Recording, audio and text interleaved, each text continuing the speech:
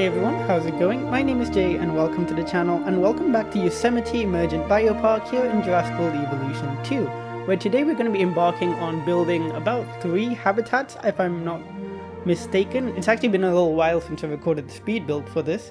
I think I mentioned this in previous video, I've been recording all of these things like completely out of order, so sometimes I just have no clue what I'm up to.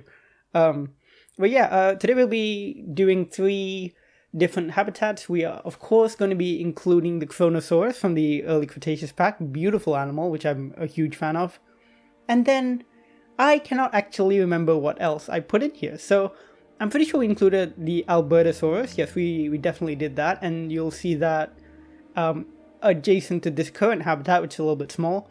And I believe we included 2 small herbivore species. I think the Chasmosaurus is one of them? I think? I genuinely can't remember. In this habitat, there's a couple small herbivore species. And I just can't... Yes, I think it's the Chasmosaurus and the Cretaceous. I think. We'll double check that when we hit the live play portion of today's episode, so look forward to that. And of course, when we get to the live play as well, we got plenty of dinosaur name suggestions from last week's video, and I'll be including those in the live play session later. We did get quite a lot, so if I did accidentally miss any of yours, please do let me know in the comments as well, and I'll go back and name one of the dinosaurs that. But yeah, so relatively straightforward habitat here for the herbivores. Lots of planters and stuff to make it look quite chill.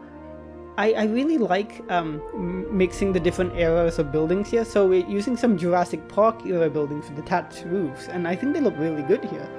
And when it comes to amenities as well, now that we have such modular customization with them, it's really easy to mix and match the different kind of eras and make them kind of integrate quite smoothly into your park, so big fan of that. Making the environment a little bit rockier, a little bit more like interesting looking.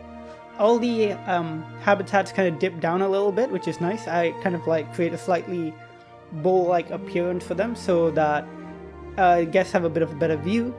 And as we go forward, I want to work with more different terrains, varying terrain heights, a little bit more irregularity, because I think that'll be quite interesting and quite fun to watch.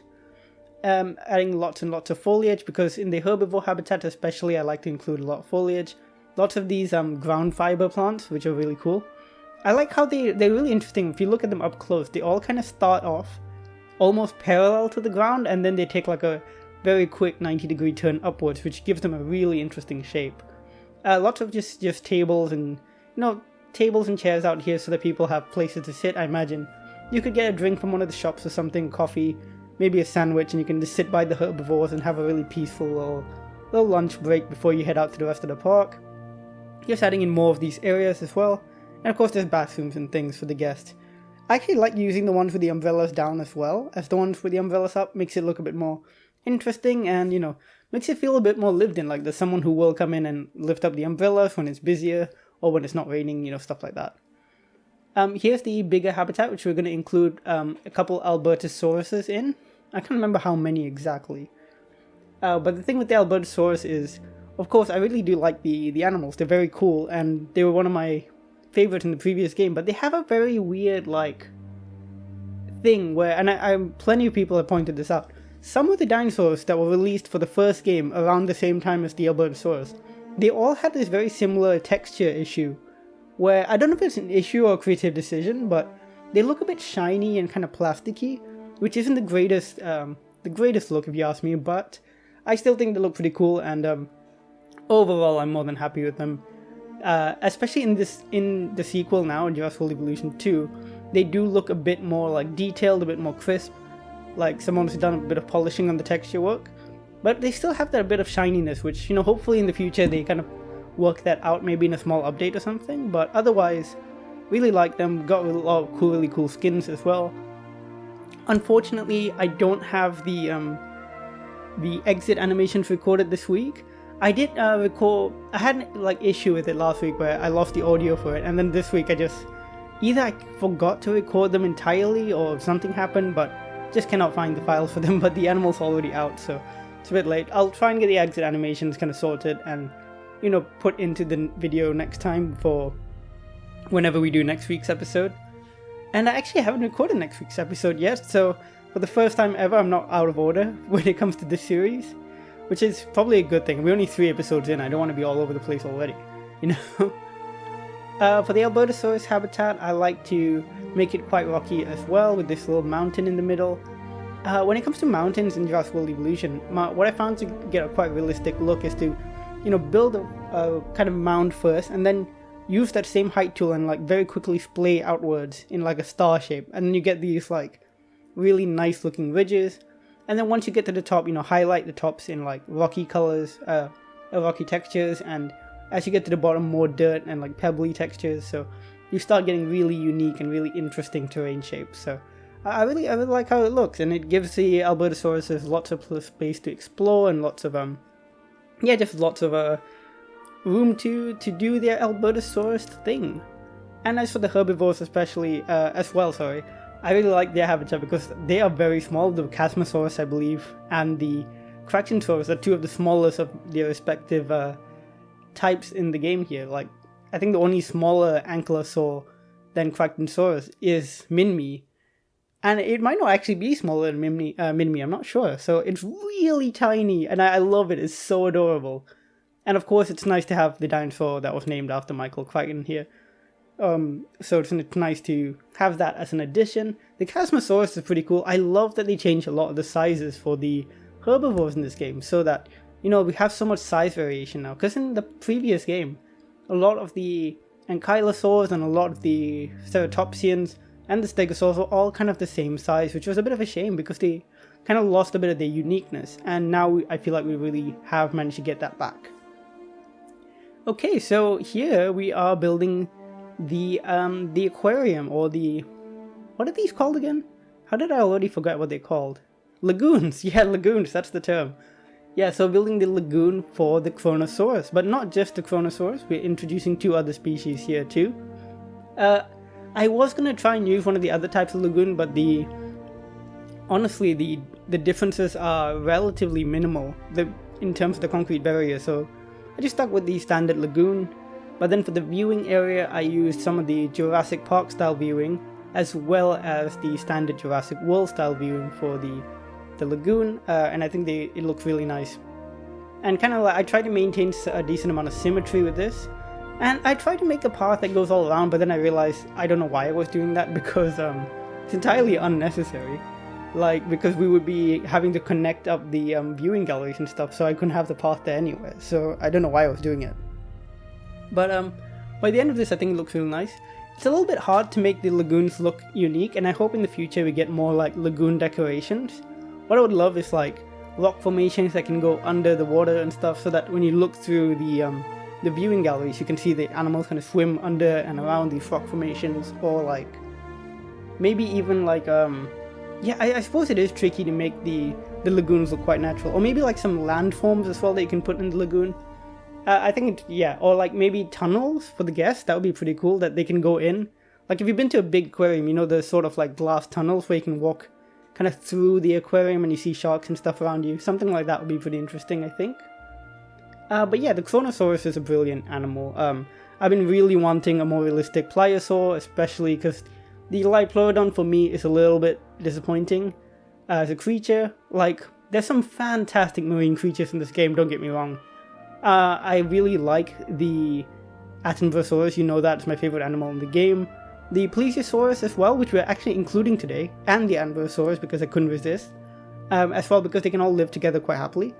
But the Plesiosaurus is not something like, I know some people didn't like the weird snake-like design, I can see why, but I'm actually quite a fan of it. I like how unique it looks and it's pretty cute.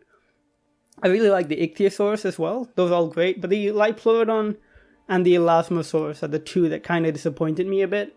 But now that we have Kronosaurus and of course we have Atanversaurus, I'm pretty chill now that we have both like really good versions of those animals. So like we have a really good Pliosaur, we have a really good Plesiosaur, we have a pretty decent Mosasaur. I would like to see more Mosasaurs, and I would really like to see some more different Ichthyosaurs, because there's so many interesting Ichthyosaur species out there, like Temnodontosaurus or Shonisaurus, you know, some of the big boys. Like Shonisaurus is a big Ichthyosaur. But yeah, I imagine the lagoon here would be a pretty big attraction in the park, so I made a very large kind of seating area in the front that you could like go to. I imagine if you want, maybe people might have to wait sometimes if the viewing galleries are full, so they can go and sit out there. So it looks pretty good, I think.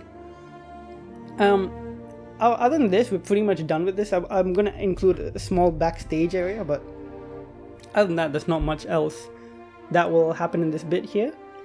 As you can see, that path, that long path, that actually goes all the way to the operations center on the other side.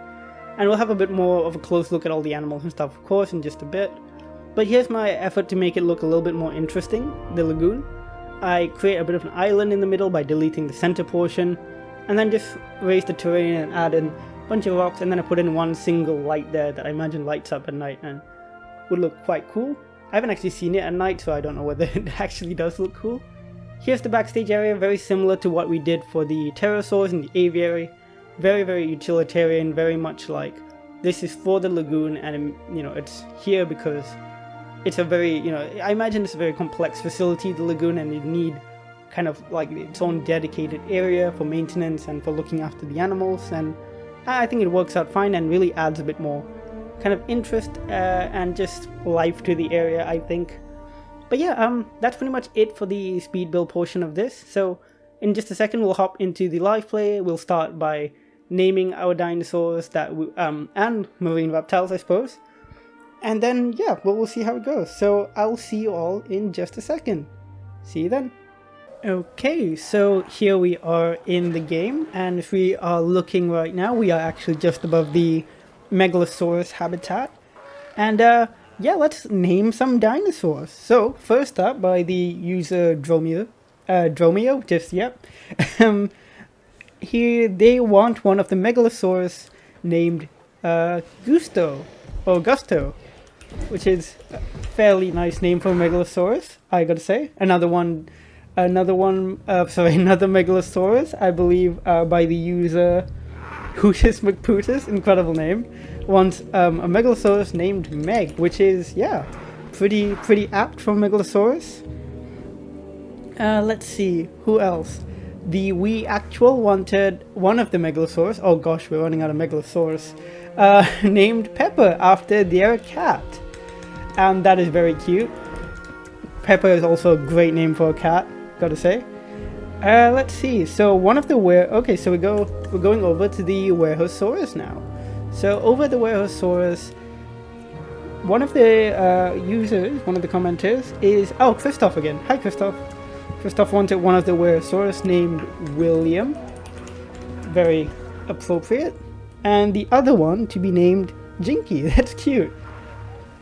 That is a very cute name. And let's keep going, because there's quite a lot. Which is really nice, by the way. Thank you guys all for the suggestions. Let me just see who else we got.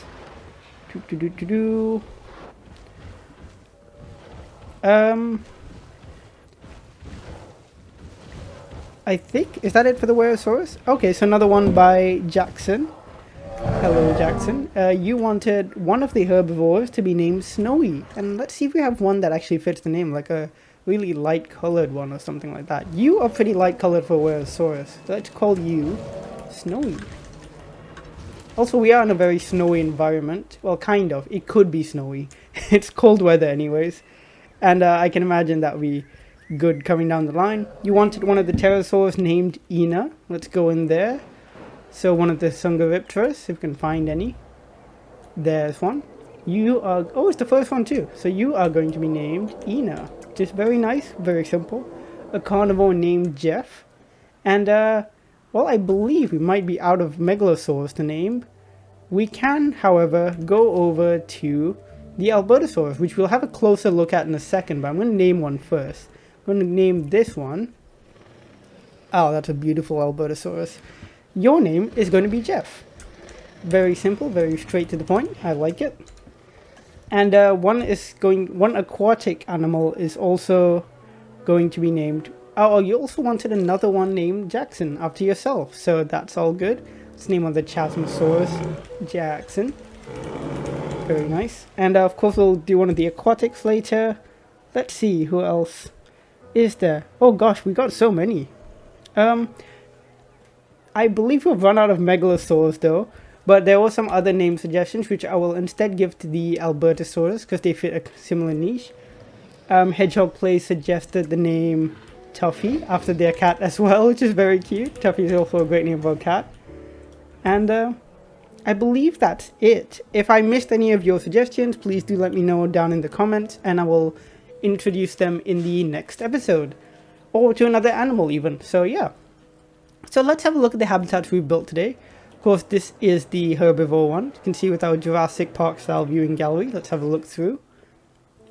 And you can just barely see them because these are very tiny animals. We've got 4 Chasmosauruses. This one over here has a really beautiful kind of green, red and yellow splotching.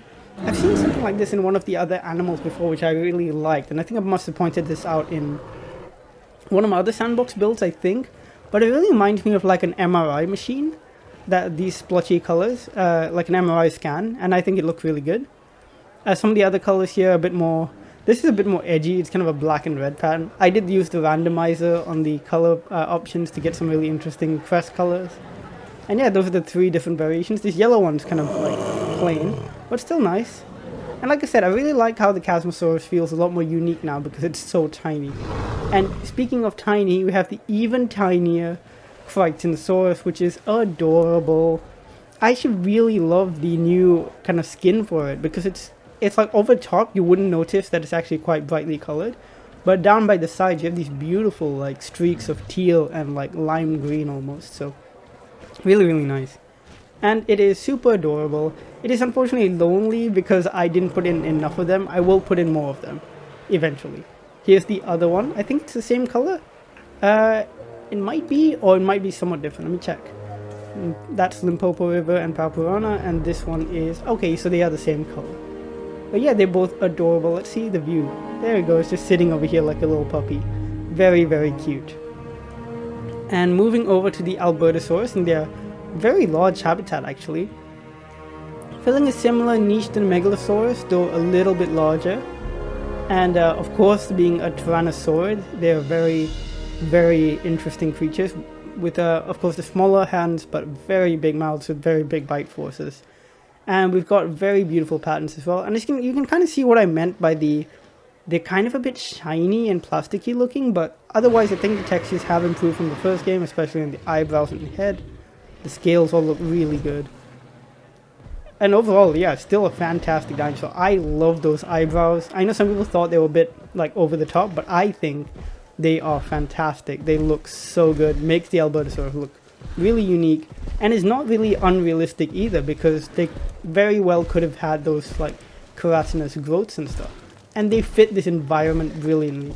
Because Albertosaurus, especially in more recent like paleo media, has always been shown to live in a colder weather environment. In real life, it probably would have... I mean, it's a bit like...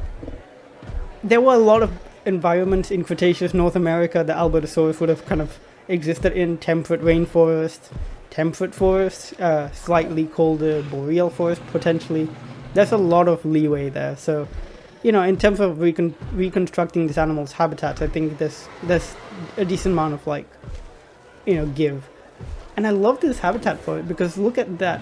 The fact that it goes down like that just makes it feel even bigger than it is, and really, I don't know, suits the animal, I think. It's nice to give big predators especially a lot of space to roam. It's very much a thing in modern zoos as well.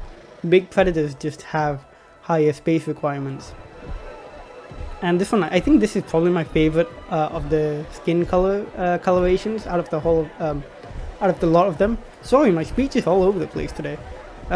Maybe it's just that energy drink I had, who knows. This is probably my favorite skin, and then this one over here, not this one, the other one. This one's alright. I'm not that big on it, but, you know, overall, still pretty cool. And yeah, the 3 of them are all happily living here. One of them, well, 2 of them are named. The other one's not yet, so feel free to suggest names down in the comments below. And of course, now we make our way over to the lagoon for the start of the show. 2 Department of Fish and Wildlife styled shark feeders here. Though they're not going to really be used unless I turn on the feeding mechanic, because the Chronosaurus in here will never actually get hungry.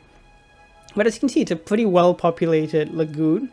We've got the island in the middle, which I think looks really nice, and without further ado, let's actually look at the animals. So first off, we actually have two of our Attenborosaurus over here. I can never resist putting them in. They're my favorite animals in the game. Like, just incredibly realistic plesiosaur, and I think it's one of those things that really shows that you can do realism and aesthetic quality together, like, really well. And it can be done really well, and they've done it really well. This is a beautiful animal. Let's look at the other one, which I think actually prefer this other one's coloration. Yep, because it has the teal instead of the yellow. There are some like other skins where they're almost pure white and almost pure black, which are really cool. The pure white ones, I think, look very interesting because it makes them look almost like beluga whales or something like that, you know. But yeah, they are just stunning, elegant, and beautiful. And those ridges on the back as well, like sea turtles. They're fantastic. I cannot say enough good things, but before I get too caught up in that, let's look at some of the others. Of course, at the plesiosaur, here I've chosen a slightly darker color to make it look a bit more interesting. I'd imagine an animal that looks like this would probably, you know, exist around like really dense reefs and stuff like that, where colorations like this will help them blend in with reefs so they can look for fish. I know a lot of people didn't like the snake head kind of vibe to it. It's grown on me to the point where I think it's like reasonable, like a reasonable kind of like speculation, you know, and I like how it looks overall. They're still relatively realistic to an extent.